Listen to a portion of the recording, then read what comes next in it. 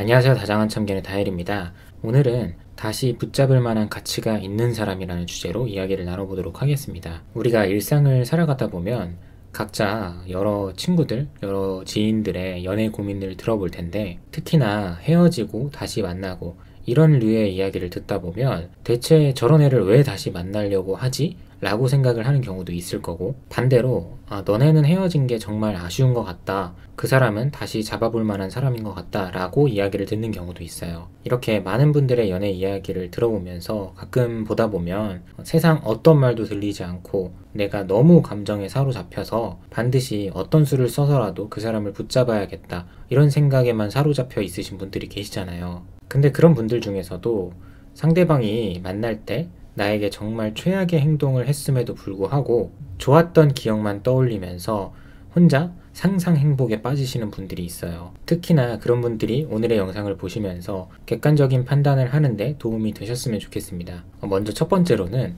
미래가 그려지는 사람은 붙잡을 만한 가치가 있다고 봐요. 미래가 그려진다는 건 우리의 관계를 놓고 말하는 미래뿐만 아니라, 먼저는 그 사람 자체로 바라봤을 때 본인의 삶을 잘 살아가는 사람들이 있어요. 어떻게 보면 남들보다 조금 더 앞서 나가는 사람들이겠죠. 만약에 당장 남들보다 잘 사는 게 아니라고 해도 조금은 남다른 꿈과 목표가 있고 그 목표를 향해서 열심히 뛰어나가고 있는 사람이어야겠죠. 특히나 자기 개발이나 자기 관리를 잘하는 사람은 가치 있는 것만으로도 내가 긍정적인 영향을 받습니다. 보통 이런 사람들은 주위의 영향을 잘 받지 않고 혹여나 주위의 영향을 받는다고 해도 묵묵히 본인의 갈 길을 걸어 나가기 때문에 이런 사람이라고 하면 붙잡을 만한 가치가 있다고 봐요. 여기에 더해서 내가 그동안 부족했던 점들을 다 보완했다고 가정을 했을 때, 그러니까 나만 잘하면 우리의 미래가 그려지는 경우가 있거든요. 그래서 여기서 중요한 부분은, 시간이 지났지만 그래도 마음이 남아 있어서 다시 한번 잘해보고 싶은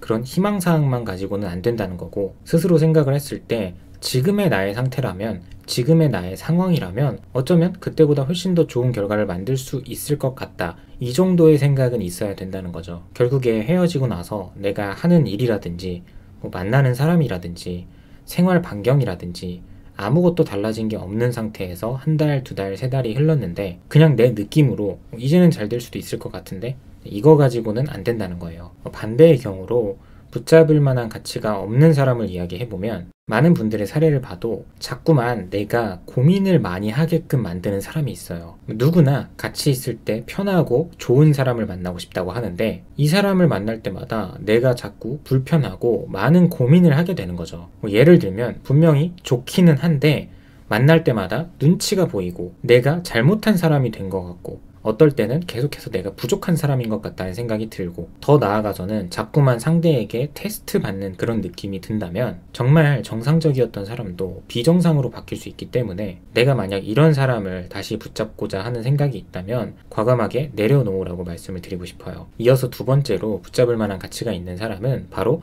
안정감을 주는 사람입니다. 안정감이라고 하면 여러 부분이 있겠죠. 경제적으로나 직업적으로 안정감이 있는 사람이 있을 거고, 굉장히 단란하고 화목한 가정에서 자라와서 안정감이 느껴지는 사람이 있을 거고, 또 이외에도 나의 갖가지 부족한 점들을 상쇄시켜 줄 만한 그런 성향을 가진 사람들도 있을 거예요. 정말 안정감을 크게 느끼는 경우 중에 하나가, 예를 들면 상대방이 큰 노력을 통해서 나의 부족한 점들을 채워줬을 때도 안정감을 느끼지만, 또 어떤 경우로는 그 사람은 특별하게 노력을 한 게 아니라 그냥 원래 그런 성격, 그런 성향 그 자체인 거예요. 그런데 그 사람 자체로 나에게 도움이 되는 그런 사람이 있고, 서로가 서로의 부족한 점들을 채워주는 남녀 사이가 있어요. 여러분들도 그동안 만나왔던 이성들을 떠올려 보셨을 때, 특정한 사람을 만났을 때 내가 조금 더 여유로웠고 더 열심히 살았고 그때의 내 모습이 가장 안정감이 있었던 것 같다면, 아무래도 그 사람이 나에게는 조금 더 어울리고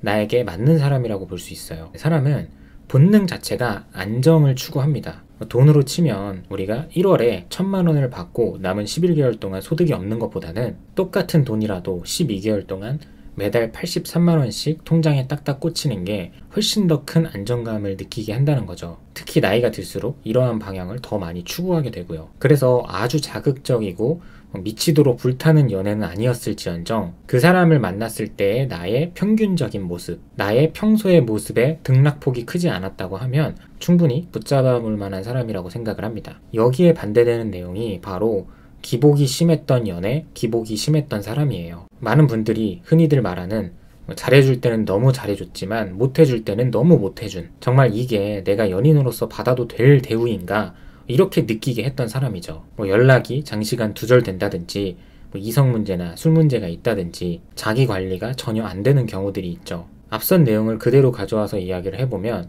경제적인 부분, 가정적인 부분, 그리고 나의 단점을 보완해줄 만한 그런 부분들이 가끔 노력을 통해서 보여주니까 이렇게 하다 보면 어쩌면 잘 만날 수도 있지 않을까 라는 느낌이 들게끔 하는데, 전체적으로 크게 봤을 때는 노력을 안 하기 시작한다든지 노력이 줄어들었을 때는 와르르 무너지는 관계였던 거예요. 그렇다고 하면 찰나의 감정에 혹하시면 안 되고 단호하게 끊어낼 필요가 있습니다. 마지막으로 세 번째는 나와 삶에 대한 뜻과 방향이 비슷한 사람이라고 한다면 실패하더라도 붙잡을 만한 가치가 있다고 봅니다. 두 남녀가 성격과 성향이 다른 건 당연한 이야기고 서로의 다른 성격과 성향이 좋게 작용하는 경우도 있는 거고 나쁘게 작용하는 경우도 있는 거겠죠. 근데 삶의 뜻이 맞는 사람들끼리는 성격과 성향이 조금 다르다고 해도 내가 앞으로 미래를 헤쳐나가는 데 있어서 서로의 존재가 원동력이 되기 때문에 혹여나 그 사람과 끝까지 가지 못한다고 해도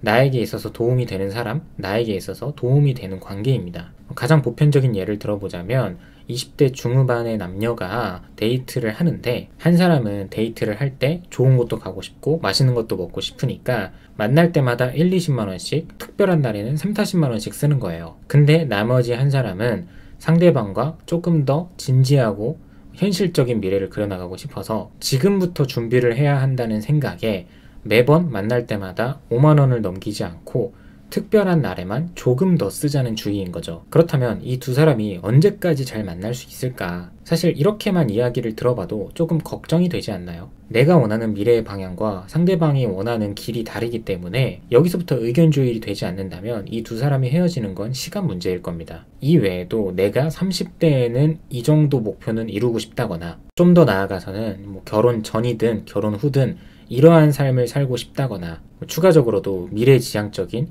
여러 목표와 목적들이 있잖아요. 그래서 애초에 뜻이 맞는 사람들끼리 만나면 큼지막한 걱정거리가 줄어들어요. 그렇기 때문에 나와 함께 하든 함께 하지 않든 비슷한 결의 삶을 살아가고자 하는 사람이라고 한다면 내가 조금 더 구체적인 계획을 짜고 조금 더 믿음직스러운 모습을 보이면서 붙잡을 만하다고 생각을 합니다. 사람은 어떤 사람을 만나냐에 따라서 내 모습도 달라지기도 해요. 그래서 내가 누군가를 다시 붙잡고 싶은 입장이라고 한다면 그 사람은 과연 앞으로 어떤 삶을 살려고 하는 사람인가? 그리고 그 방향이 나와 비슷할까? 다를까? 잡더라도 이러한 점들을 진지하게 생각을 해보시고 붙잡아 보셨으면 좋겠습니다. 오늘도 영상 봐주셔서 감사합니다. 지금까지 다정한 참견의 다엘이었습니다.